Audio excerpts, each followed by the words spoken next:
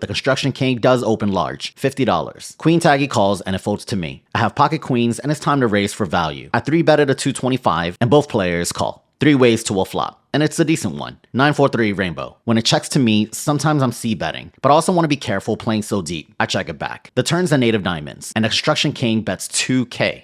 Yep. 3x pot. Yo, what's good, winners? Back at it again with vlog 19, and today we're headed to Card Club. The game is gonna be 1-2. I know, but before you guys say anything, I'm not playing 1-2 because I'm on a downswing. I'm playing 1-2 because my friend Kai, who is the owner of Card Club, is marketing that place as the place with the biggest 1-2s. Stacks are gonna be anywhere between 300 to 10,000, and straddles are uncapped, so it can literally be 1-2 100 or 1-2. There's also a button straddle, which means you get the ultimate last action. So even if there's like a 3-better in the blinds, all of the earlier raisers has to act first before the button goes. So I've played there before. It's a pretty good place. The action's crazy and I'm not expecting anything less. I'll take you guys to the action. We're driving over to Colleen and we're gonna get it in. Let's try to have a good session. Let's go.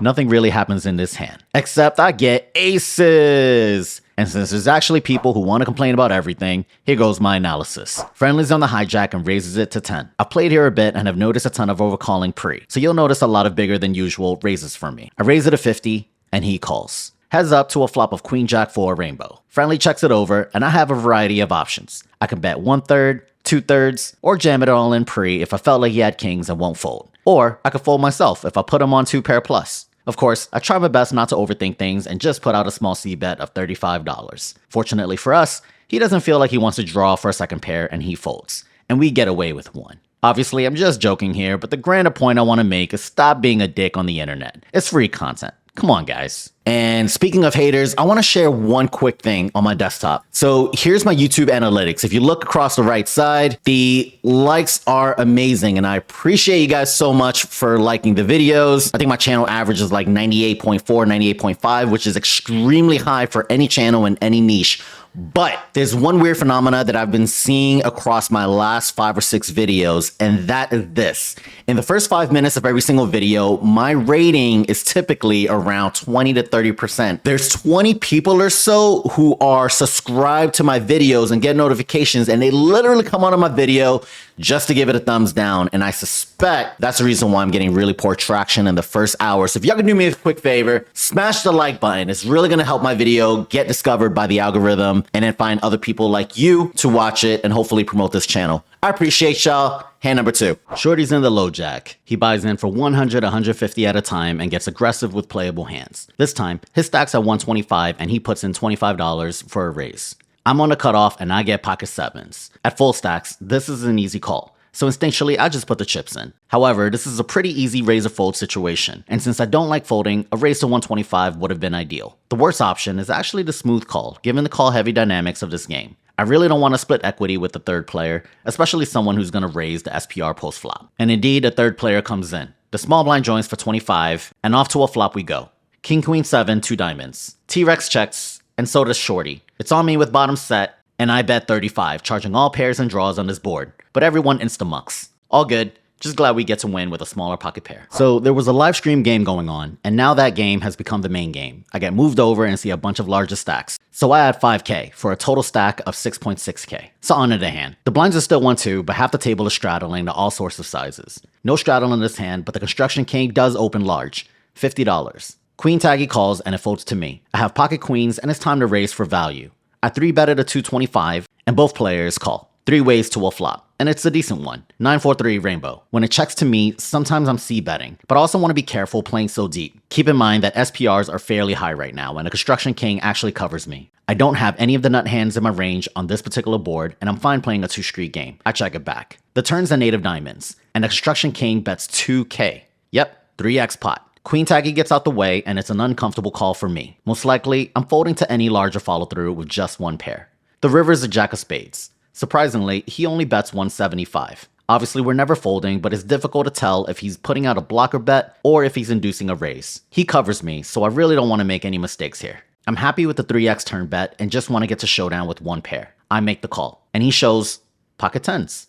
Whoa, It's a big pot though. Are you guys raising on the river? Let me know in the comments. Big hand alert, guys. So y'all saw what we did there. We don't ever have any of the sets or the nettish hands, so we just pot control in position. Turns out the under the gun player goes ahead and 2x the pot. Obviously with queens, we're not going anywhere. When a jack comes out, he puts out a small bet. It's really tough to rip it right there, and it's a good blocker bet. Unfortunately, we don't get to raise on that type of board with one pair, so it is what it is. Still happy with a really big pot. It's the first real pot we won of the night, so let's get it going. The 10 straddle is on. In this game, I can raise bigger, especially with a big pocket pair. So let's make it 60. Construction King's on the button, and he wants another go. He makes the call, and the blinds fold. Heads up to a flop of 9-8-3, 2 hearts. On this board, I can either bet or check, but this time, I start with a check. Our opponent bets $50. Easy call for us. The turn is a jack of spades bringing in a couple of straights. We check again, and our opponent checks it back. Great, so obviously we can't put him on 2 pair plus. The river's an offsuit 6, which shouldn't change anything, so it's time to go for value.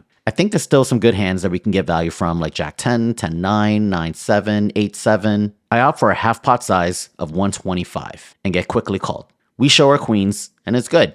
I did wonder about the river bet though. It's part of my game that I've been working on, as I feel like I leave too much on the table, especially towards the end. Let's check it out in GTO Wizard. All right, guys, in GTO Wizard, I'm just double checking my work. Queens, pure check from early position versus a button flat. By the time we get to a jack, once again, we check it over and the button checks it back. So the work that I wanted to double check was, what do we do on a 6 of clubs river? I bet 50%, but it looks like anything that calls a 50% bet is most likely going to call a 2/3 bet. And over time, this difference is going to add up. So small mistake for me. It was cool for me to know, and hopefully that was cool for you to see as well. All right, back to the hands. So here they let you straddle the button, and this one works out quite nicely. I straddle 10. Construction King calls and white polo joins.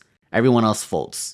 With ace deuce off, I'm happy to see a flop, so I check. 3 ways to the flop. Ace jack deuce rainbow. Let's go. We flop 2 pair, and I'm only hoping someone has something they can call me with. When it checks to me, I bet $15, and only Construction King calls. The turn is a deuce, giving us deuces full. Maybe it's a little ambitious, but if he has an ace, I think this opponent gives us max value. I overbet the pot $100, and he calls. At this point, I'm pretty sure he has an ace. When the river is a 3 of spades, I feel like he's expecting me to bet large to get him off of chops and won't give up easily. So I bet 2x pot, $500. I can tell he's not happy, but he knows it's too hard to fold on this run out. So he makes the call. Of course, our boat is good, and we scoop another one. All right, so that was a wild hand. We get to polarize on the turn. Like, once I knew that in a limp pot, it's very possible for him to have the ace. By the time it's the river, we're doing a semi-bluff, right? We're trying to get him off of chops, but instead we have a value hand, and I felt like with this particular opponent, there was a high likelihood that he was gonna make the call of an overbet. So extra value there. Love that we get into a limp pot with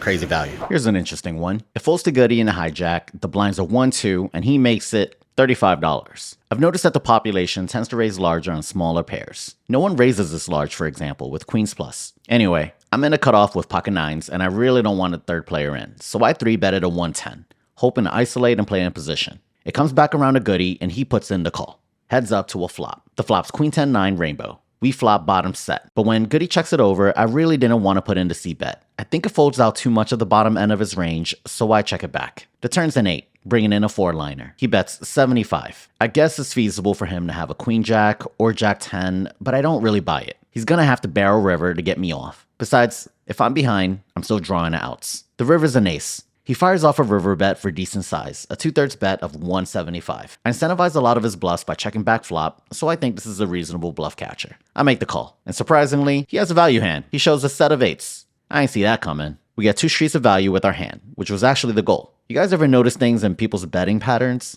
Any good stories of when you picked up a live tell?